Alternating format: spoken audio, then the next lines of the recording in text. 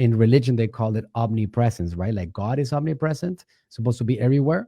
It is everywhere, right? He is everywhere and he can see everywhere. Well, in the social media, you want to try to approximate that God phenomena of being everywhere, being present everywhere. At this point, we have all these services, courses, online training, memberships, agency services. We have content services. We got a lot of things that are always selling, and we are consistently growing because I am bringing people in. Me being a salesperson by doing podcasts, by doing internships, by doing trainings, by doing webinars, Facebook Lives, YouTube events, YouTube videos, Instagram, I'm all over the place. Creating a situation which is what in religion they call it omnipresence, right? Like God is omnipresent, supposed to be everywhere. It is everywhere, right? He is everywhere and he can see everywhere. Well, in the social media, you want to try to approximate that God phenomena of being everywhere, being present everywhere. And that's what it's all about. So that's one thing. Now, there's different types of omnipresence. You can actually be posting a video once a week on YouTube and then another video once a week on Facebook and maybe doing a blog article once a week. And you might feel that you're being omnipresent. But this is what you got to keep in mind. On the content world, meaning social media platforms, YouTube, Google, websites, etc., there is so much content out there. There's so much going on. There's so many people out there putting content that if you don't do enough of it, your content is going to not be discovered. So quantity in that respect absolutely wins the game. You got to make sure that you put yourself in front of people as much as possible, even to the point in which people are going to start getting annoyed by seeing you so much. Repetition of the message is the key, right? So we have companies that they used the existing platforms that we had in the early 1900s. The only thing that I want you to keep in mind is that the fact that we have social media right now doesn't change the fact that marketing is still marketing. You still have to go through the process of getting found, getting discovered by people, and you got to go through the process of being nurtured, of nurturing your audiences that you're discovering along the way. So there's, in short, you got basically 3 areas that we can dub in the marketing world: the top of the funnel, MOFU, which is the middle of the funnel, and in the bottom of the funnel, which is the BOFU, right? In the social media world, you have to invest on repeating that message so you can get people down that funnel actively. And how do you accomplish that? With one video and one image and one article and one podcast? Absolutely not. Many people try to create one video that is going to be their one shot that is going to make them rich and is going to be able to be scaled to the end of the world. That is still important to create a good video, but it's not something that is real. You don't have a one-hit wonder. If you guys think about, even in the music world, right? The one-hit wonders, they were very strange, right? They happened, but it's very strange. It's like hitting the lotto, right? You're not going to get one video and one piece of content to be so powerful that is going to help you expand your business.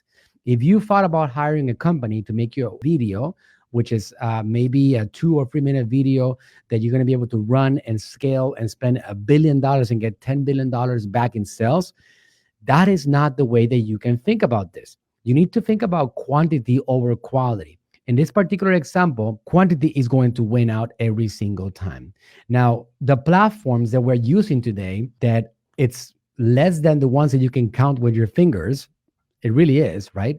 We're talking about Facebook, Instagram, YouTube, Snapchat, LinkedIn, Twitter.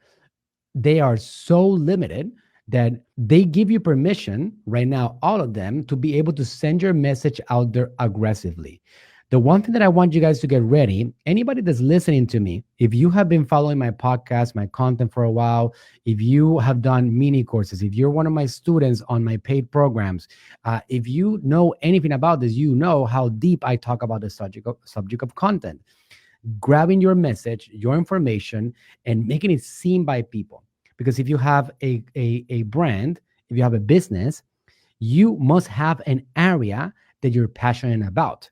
If you are selling products that you don't like, if you're selling products just because you have to sell products and you're trying to make income, well, business is going to become a nightmare for you to be able to run. It's going to become very difficult to grow a business that you don't appreciate, that you don't like.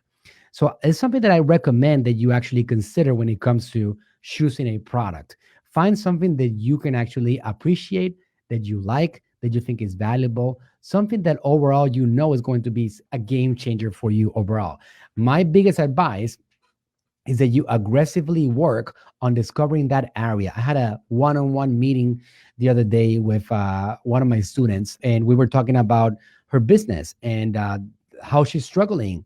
And as I looked into her business, I discovered that she's trying to sell a product that she believes herself is crap.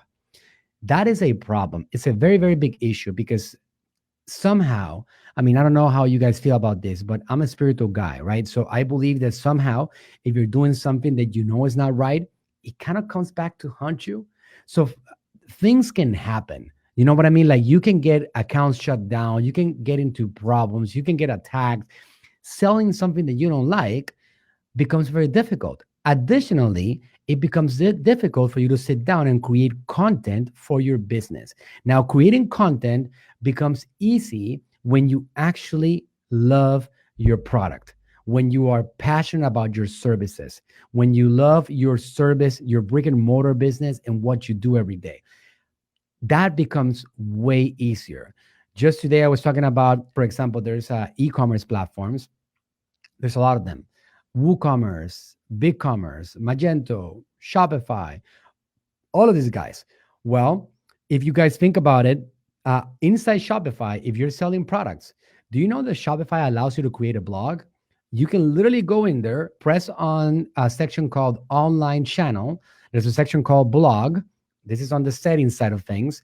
And then you can create a blog, add an image, add a title, add some bullet points, description, talk about a subject, and then that could be advertised. And that could be your top of the funnel when it comes to content.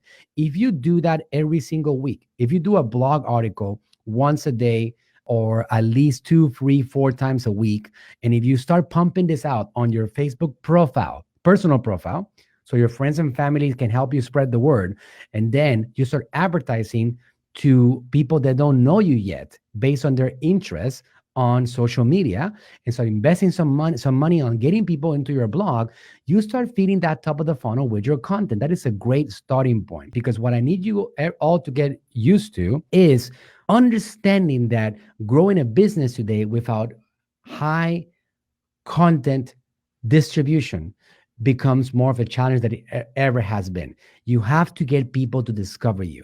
You have to get people to see you. It's like the simplest analogy that I can give you.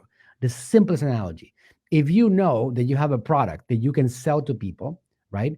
If you know that you have a certain level of scalability with that particular product, well, let me give you an analogy.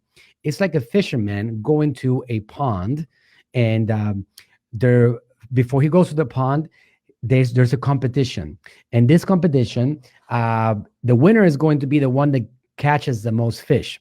And he gets presented with 2 ponds that he can go visit. And both of them have the exact same dimensions, the exact same depth. But one of them, there was research done on it, and it was approximately they had about 1,000 fish in it. And the other one had 100. You have a fishing pole and you have 2 hours to fish. Which one are you going after? Which pond are you going to select? If all the other variables are the same amount of people are going to go to pond 1 versus pond 2. Which one are you choosing? Obviously, you're going to go for the ones that have the most fish in it, because you got a greater chance of winning. So when you think about content, think about you are adding fish to that pond. That's what you're adding. And sometimes it doesn't feel like much. It doesn't feel like much. But as you add more and more to it, then you got a greater chance of catching fish along the way. Quantity of content is going to be way more important than quality of content in the end. Now, let me tell you one thing about it.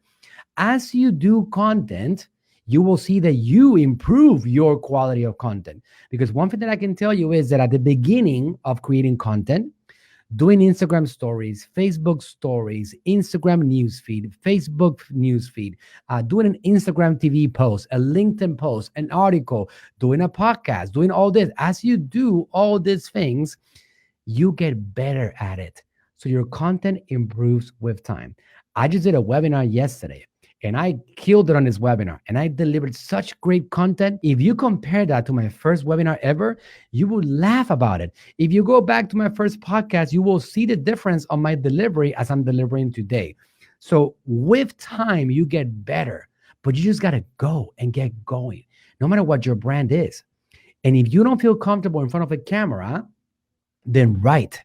If you don't like writing, then talk on a podcast. If you don't like talking, then take a lot of pictures and document your life and do a little small post here and there describing your experience and how you're helping people. If you don't like any of that, then you need to really become an employee and help somebody else. Because if you're going to run the world of business, if you're going to run your business and get it to expand in the online world, these things are going to be a requirement.